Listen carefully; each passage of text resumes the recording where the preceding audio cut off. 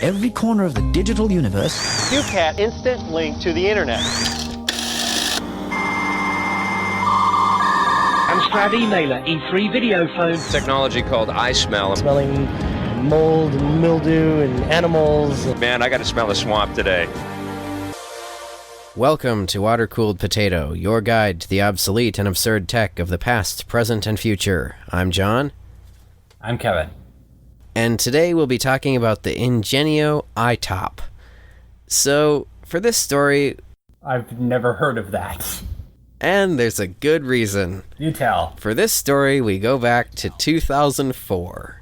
The Eyetop was advertised as a portable DVD player, but it's far from the small laptop-like portable DVD players that most people are familiar with. Mm-hmm. No, those are much too boring, and having to look down at an actual screen is such a hassle. Mm-hmm. And how can you even call those other players portable? Like, what if you want to walk down the street juggling chainsaws while watching a movie? Well, with Eyetop, you can. What? You can watch DVDs completely hands-free and on the go. How? The Eyetop is a pair of lightly tinted sunglasses with a screen mounted in the upper right corner of the right lens, similar to a VR headset or more like Google Glass. Uh-huh. And we all know how well that turned out, right? Yeah. The glasses are connected by a cable to the easy-to-carry shoulder bag, which contains a DVD player and battery pack. Oh boy. Sounds like some kind of misguided DIY project, but nope, it's an actual product. Oh boy. So, finally, there's an easy way to watch DVDs while on the go. Sounds great, right? I want to know how heavy the bag is. We'll get to that. Okay. So, let's get into the specs. The stunning display features a resolution of 320 by 240. What was Google Glass, do you know? I don't. But Google Glass was never intended for watching movies. It was just intended to show you, like, simple navigation, notifications, that type of thing. Just text or simple symbols, not full color. And I was just trying to have something to compare it to. Right. It was supposed to look like a 14-inch screen. Okay. But here's the thing. 320 by 240 isn't going to look great at 14 inches. Yeah, That's 30 pixels per inch at that side. A reviewer did claim that the picture was surprisingly sharp, but I'll let you make up your own mind about that. If you want to see just how bad that resolution is, just open up YouTube and set the resolution to 240p. Oh. Have fun with that. Yeah. The glasses themselves weigh 60 grams, or 2.1 ounces, and the player weighs 180 grams, or 6.5 ounces. But I don't know if that includes the batteries, which last for up to 4 hours of playback. I highly doubt it includes the batteries. The DVD player and glasses could even be used separately. So you can connect the DVD player to your TV and just use it as a normal DVD player. Huh. And the glasses also feature a standard video input, so you can use them with anything. And all of this could be yours for the low, low price of $599.99. I mean, that is cheaper than a laptop, but... The Eyetop was mostly sold in U.S. markets through Fry's Electronics and similar retailers. But, as always with these stories, there were problems. First, there were complaints of motion sickness. I guess seeing the real world and a movie at the same time, but the movie is in one eye and the real world is in the other eye, can cause issues. Yeah. People also reported eye strain when using the glasses for longer than 30 minutes. Oh boy. Which makes movie watching unpleasant, to say the least. Mm-hmm. As if that wasn't bad enough, the controls were to quote a review, maddeningly ineffective. Oh boy. The Eyetop was marketed as allowing the user to watch movies hands-free and while moving around. However, walking around with your eyes on a movie instead of watching where you're going probably isn't a great idea. Okay, what do you have to say about all the people walking around looking down on their phones? I mean, that's probably not a great idea either, but I guess at least with that, it's not attached to your head. True. It's not clear what happened to the company or how well the product did, but I'd guess it didn't do too well due to its high price point, utter uselessness, and eye strain problems. Yeah. But for some reason, if you want to buy one of these, they are still sold on Amazon. What? And at a bargain price, too. 300? Only $200. Ooh, I was kind of close. And I can't tell if Yep, $200 for a 320 by 240 screen. Yeah. No thanks. Over one eye. But it includes a DVD player. Yeah, but you could get a standard DVD player for like $50. Yeah, or a normal portable DVD player for like 75 or 80. One of those little 7-inch ones, like if you really, really want. Or I think I've seen DVD players that supposedly can plug into a phone. I'm not entirely sure how that works. Oh, you know what? You can plug a webcam into a phone, so I imagine it works the same way. I imagine it like outputs the same way a webcam would. So that would mean like all the controls would be on the player, but that's fine, I guess, if you really want to watch a DVD on your phone. Is it compatible with your iPhone, though? Probably not. I highly doubt it. Oh, well. I couldn't tell if the company is still around today, and looking into the company is difficult because several other companies are going by the same name. What? Including travel agencies and psychics. Psychics? Okay. Apparently. Okay, then. Let's not go into that. Yeah. I have a couple interesting sections from some reviews of the Eyetop. Oh, boy. One reviewer claims that, quote, during our short subway commutes, the glasses didn't get us so much as a glance from other riders. I doubt that. I doubt that very much. Yeah, I second that. Another reviewer went into slightly creepy detail about what he would use the Eyetop for. Quote, I could see a lot of... Oh, boy. Yeah, my imagination Quote, is enough. It's not that bad. Okay, good. Quote, I could see a lot of uses for this gadget. Shooting above the heads of crowds, around corners, or any time you want to do really candid photos. With this connected to your digicam, you could be looking in completely the opposite direction from where you were shooting, and your subjects would have no clue you were photographing them. Oh, okay. Okay. Why he wants to do that, I don't know. I don't think we want to know, but yeah. At some point, before first-person view camera systems for drones and radio-controlled aircraft became popular and cheaper, people were using these to get a live video feed from their radio-controlled models in their eye as they fly, so they could line up better for landings and see what they're flying over and stuff. Apparently that's the only use that anyone had for them recently. Oh, are the glasses like sunglasses or just regular glasses? They are lightly tinted sunglasses. They're like not as dark as you would expect normal sunglasses to be, but they're not completely clear. They also had built-in earbuds, and they look just about as stupid as you would assume. What I was basically trying to ask was, are people able to, like, see this weird blob of pixels on your eye or no? I don't think so.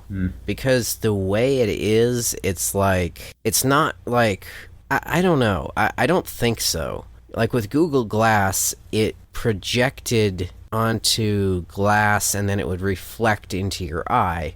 But for this, I think the screen and lenses were actually just directly in front of your eye. It wasn't bouncing and then reflecting. Okay. But you'd still look plenty weird walking around with these things in public. Oh, wow. Yeah, it looks... So it's pretty much all black, and... Yeah, it looks stupider than Google Glass. So good job for Google on that one. Yeah, like most of it is on the outside. It just kind of looks like someone's wearing an almost normal pair of sunglasses, but then somebody glued a lump onto the outside of the right lens. Yeah. And then the giant shoulder strap pack to carry the player and the battery pack. Yeah. That's not conspicuous at all. Yeah. Another product that seems like a cool concept, but just doesn't work out for real. So this cost $600. Wasn't Google Glass a lot more expensive than that? If I remember right, it was almost impossible to get one. How much? Well, in 2013, it was $1,500. But it'll likely be around $300 later. Later. The later that never came. It has a rating of 3.2 and 2.7 stars. Ooh, is there ratings on the Eyetop? Oh, yeah, there was some Amazon reviews. There was one person talking about how it worked fairly well for their radio control airplane. Was it worth $200, though?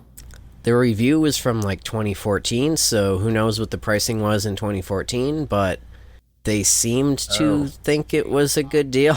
I can look that up, John. Oh, camel, camel, camel. Give me the listing. Here you go. Here's the link for the Amazon page. Hey, you lied to me. It's $209.99. Really? I could have sworn it was $200 this morning. It's also entirely possible that I was half asleep when I was researching that particular part. We don't have enough data to chirp. Here's some Amazon reviews. According to someone in March of 2014, nice FPV goggles without breaking the bank. I read about this product on an RC News group. I cut off the earbuds and moved the DVD player to my gym. After adding a 600-watt Fat Shark receiver to the awesome bag that they give you, I am left with a pretty stylish pair of FPV goggles that let me see where I am landing. Okay. Another guy says that he got a set of these from a guy on eBay and they rock. I take them with me for travel and even when I go to the dentist office. Okay.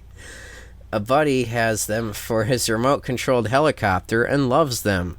He can see what his camera is seeing without having to look at a laptop screen, which is blacked out by the sun. He can also keep his eyes on the heli because the viewer is out of the way to the bottom. Huh. Another place said it was at the top right. Just an awesome deal and a super product. Another person says, okay, I would give it 1, but since the glasses probably strain your eyes like every other virtual whatever, but it is a cool idea, so 3. Yeah, and that's from 2005. Wow.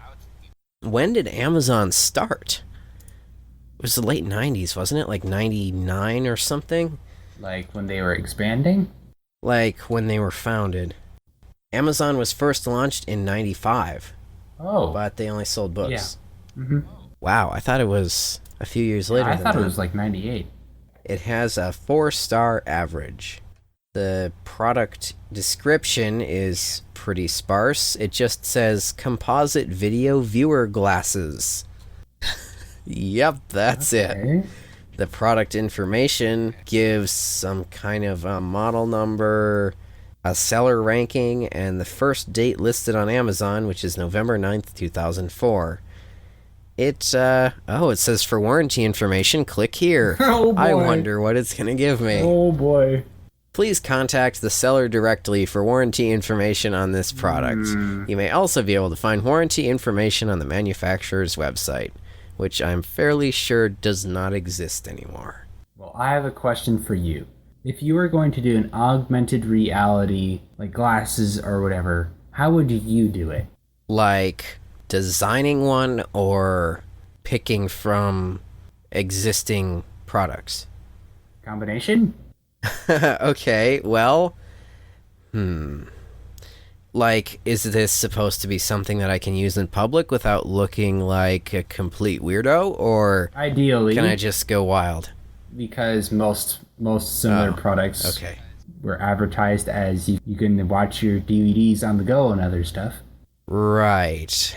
Well, if I had to have, like, a full-color screen, realistically, if I was going to try to do anything like that, I wouldn't even try to put a full-color screen in it. I would just be satisfied with just, like, black and white, basically. I don't think most consumers would agree with you, But, though. well, but I wouldn't be trying to watch movies on it. I just wouldn't. But, but I guess, let's see. So, if I had to, that reminds me of another stupid product I saw once. It was like it's basically a screen that hangs off the front of a hat, and so like just hangs down from the brim of the hat in front of your eyes. It was dumb. Anyway, so let's see here. I want to say I'd have it like be some kind of a reflective thing like Google Glass, because then you don't have to have the display out in front of your eye. But then there's the problem of how do you mount the projector so that it aims at the lens and then bounces into your eye without getting in the way of the functionality of the glasses. Yeah. And where do you get a projector like that? But okay, realistically I wouldn't do it, but if I was absolutely forced to, I think what I would do is get a small screen, very small, and just mount it to the inside of the frame, like a ½ inch to an inch back from the lens, and then position it so that you can see the reflection, and I suppose there would have to be another lens so that it would be in focus for you. Yeah, I don't think there's a good way to have a full color. Well, without utilizing some kind of very advanced technology, like there was Linus Tech Tips did a video on a transparent display a while back. Yeah, I remember watching that one. So if it could be just a bit clearer and then put that in a glasses lens and then somehow have that be in focus from the distance of like less than an inch, because That'd be tricky. yeah, if you just put your finger like right up to your eye, you're not going to be able to focus on it. So you have to have lenses to make it appear farther away so that your eye can focus. But that has to not mess up the focus of whatever else you're trying to look at through the glasses. Man, this is complicated. Yeah. An idea I had a while back, and it's probably not a good idea, but I was imagining something like an array of LEDs along the edge of the lens, and then almost like fiber optics within the lens, so that the light from each LED would travel to a set point and then stop there and hit something which would glow. Okay. But I don't know how you would fit all that into a lens. Like, and still the problem of being able to focus on it. Yeah. How did Eyetop solve the focusing problem? Lenses, just like a VR headset. yeah. But see, that you have the screen like 2 inches out from the eye, and then you have lenses, and you can't see the real world past that lens. Oh, so your right eye would be completely blocked off from seeing anything of the outside world? Not completely blocked off, but like half of it. So like a full half, but yeah, like a section of your right eye couldn't see the real world because this screen and lenses was in the way. But the rest of your eye can see the real world. But if you want to have a full display over the entire eye, maybe something like autofocus. So, okay, so if somehow it could detect where your eye is trying to focus, or you make a motion with your eyes, and then the focus of the lenses changes to focus on the display. So like maybe you look to the left and the right and back to the left rapidly, and then it shifts focus so that the outside world through the lenses goes blurry, but now it's focused on the display.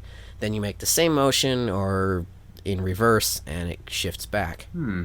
But that's probably a bit beyond the scope of what I can whip up in my bedroom. Yeah. Since we're on the topic of DVDs, though, have you heard of the DVD Rewinder? Oh boy. No? It's the fastest DVD rewinder available. And believe it or not, their site is still up. But it's not www. It's just dvdrewinder.com. Alright. It even tells you the date on the top left side of the screen to make sure you know that today is what today is. So we have, we have the original DVD Rewinder. The DVD Rewinder works with all disc-based digital media to provide optimized digital experience. Visual indicators blink and audible sounds are played while your digital media is reversed, quote unquote. The DVD Rewinder also has a USB port for MP3 players and USB media. Wait, what? Yup, that's what I'm just reading it off the page. That's what it says. What happens when you plug something in? You can record your own sounds that play during rewind or use the digital recorder to store reminders. The storage box on the top provides you with a secret compartment for the little things in life. Wait, what? It's for stashing stuff in, I guess. No! I pressed the add to cart button and PayPal gave me an error. So you can't buy it. Well, there's also a DVD Rewinder t-shirt for $12. Only in two sizes though, large and extra large. Well, at least it'll fit. Ooh, so a little bit about the DVD Rewinder. The DVD Rewinder was created by Bill Wimsatt of 1783 Productions, LLC. Okay. 1783 is a company of occasional products and services. 1783 provides an environment of creativity and whimsy from everyday efforts. 1783 Productions was named a top e-commerce solution company by Oracle in 2000 for several of the ideas and technologies produced. What? Right, important things like the DVD Rewinder. This is so confusing. Another part of their website says it supports all regions of DVDs, so you'll be sure that it works anywhere in the world. It also provides maximum throughput, stability, and digital retrogression. Okay. But does it work with FlexPlay, DivX, and what else? Well, Laserdisc wouldn't fit. No, sorry. But they claim to have tested it with the next generation disc media, including Blu-ray and HD, whatever that is. HD DVD? Yeah, that failed. The DVD Rewinder also works with Sony PlayStation, Xbox, and other disc-based console system media. So basically, that sounds like something I'd do. Okay, so assuming I had friends and we're all out partying and some people got drunk, then maybe the DVD Rewinder would actually have some use. Because I would constantly tell my drunk friend that they have to rewind the DVDs and watch them try to figure it out. That'd be kind of funny. Just disconnect the HDMI cable from the back of the DVD player, and when they ask why it isn't working, tell them they obviously just need to rewind the DVD.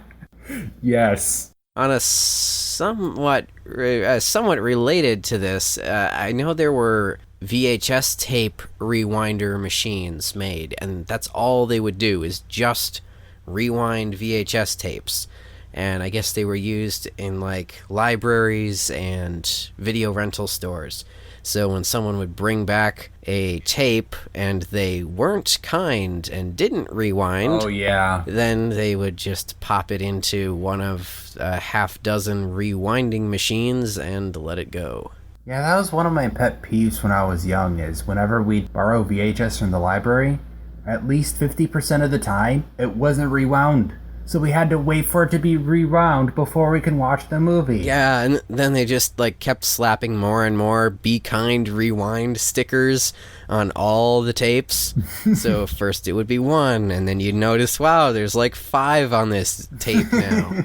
It wasn't all the tapes, but 5 might be a bit of an exaggeration, but it would get to the point where there was a sticker on the outside of the case, there was a sticker on the top of the tape, there was a sticker on the back part of the tape that would face you as you insert it into the player, and I think another one on the inside of the case. And hardly anyone bothered to rewind, so I just started expecting to have to rewind every single tape. And then it would be a pleasant surprise to open a case and find that the tape had been rewound already. Yeah, but what about DVDs? Have you ever experienced having to rewind them from the library? Every once in a while, but, people are a lot better with rewinding DVDs because it's Really? automatic, Most players do it automatically. You said it with such a straight face.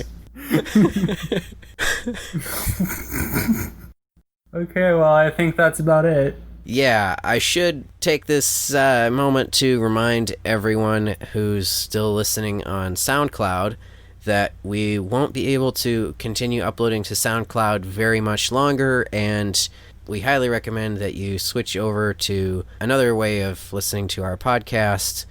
We suggest that you move to another platform for listening to our podcast, such as iTunes, Google Play, Stitcher, or Spotify.